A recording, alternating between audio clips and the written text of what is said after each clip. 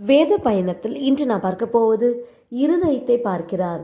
1 Samuel 16:7 மனுஷன் முகத்தை பார்ப்பான், கர்த்தரோ இருதயத்தை பார்க்கிறார். இஸ்ரவேலின் மேல் சவுலை ராஜாவாக்கினதற்காக கர்த்தர் மனஸ்தாபப்பட்டது நிமித்தம் சாமுவேல் சவுலுக்காக துக்கித்து கொண்டிருந்தான். கர்த்தர் சாமுவேலை நோக்கி, நீ எந்த மட்டும் துக்கித்து கொண்டிருப்பாய்? நீ உன் கொம்பை தைலத்தால் நிரப்பிக் கொண்டு வா. நான் உனக்கு சொல்லுகிறவனை எனக்காக அபிஷேகம் பண்ணுவாயாக என்றார்.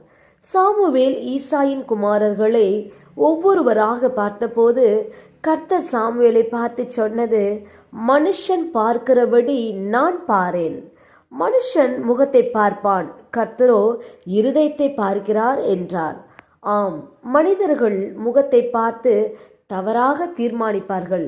நம் கர்த்தரோ நம்முடைய இருதயத்தை பார்க்கிறார்.